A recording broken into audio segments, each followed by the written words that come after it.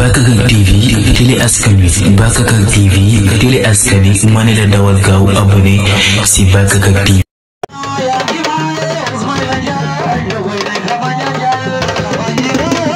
Ablaye Ndongo Fissel Ousseynou bu Bentali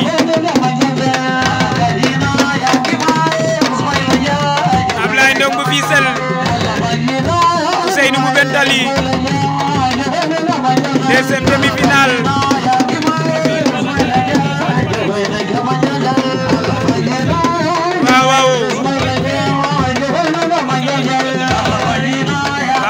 Def pit fin vieve ñu koy reyante affaire bi mën na yomb diggante Ablaye Ndongo ak Ousseynou loolu du yomb Ablaye Ndongo jël na ko Ousseynou jargal la lu rëcc Ablaye Ndongo Ousseynou tafu na ko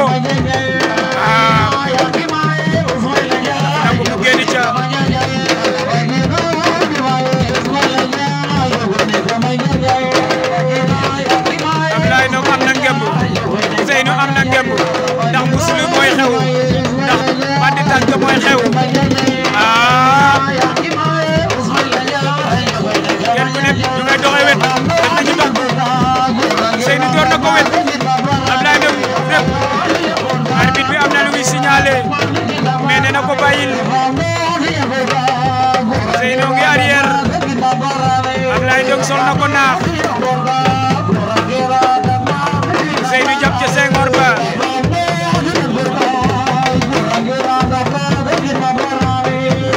def nañ colu kaw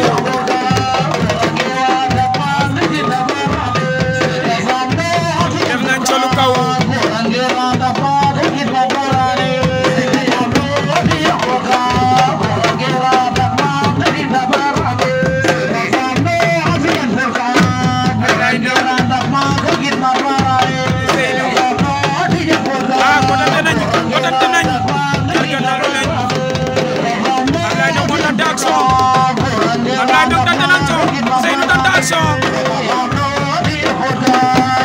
koy ñàkkante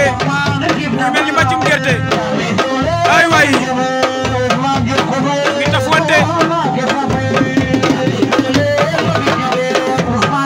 Ablaye Ndongo Ousseynou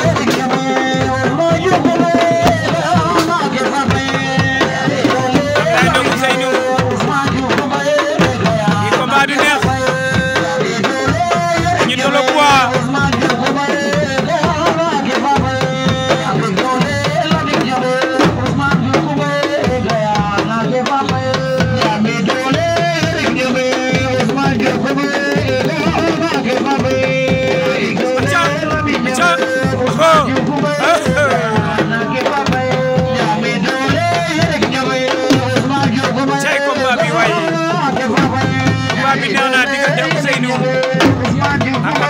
Ousseynou moo yor démb lu ñuwal bi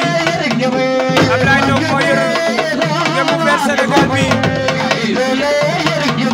Ablaye Ndongo Fissel Ousseynou bu Bentali Ousseynou nga mu noir Ablaye Ndongo démb vert Sénégal deuxième demi-finale arbitre atte na leen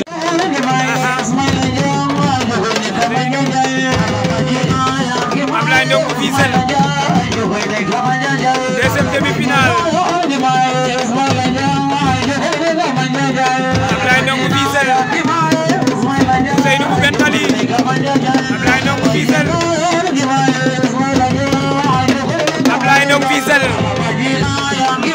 Ousseynou bu Bentali deuxième demi-finale fii ci Kalom ak Bakakak TV Ousseynou wecc na ko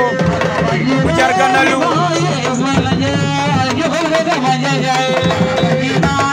arbitre atte na leen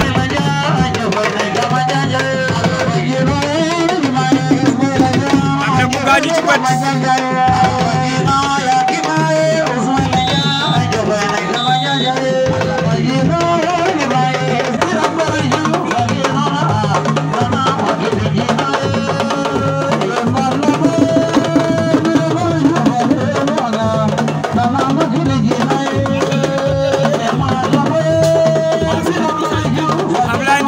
Guissal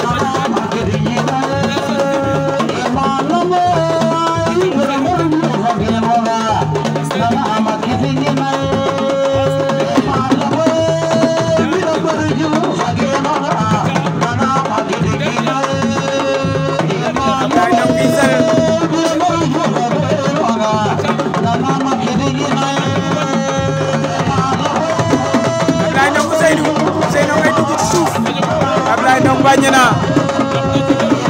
Ablaye Ndong bañ na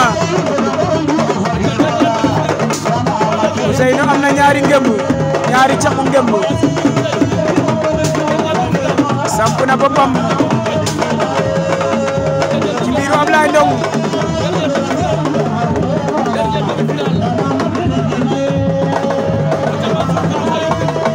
loolu demi-finale la muy deuxième demi-finale kenn ku nekk a ngi def say kele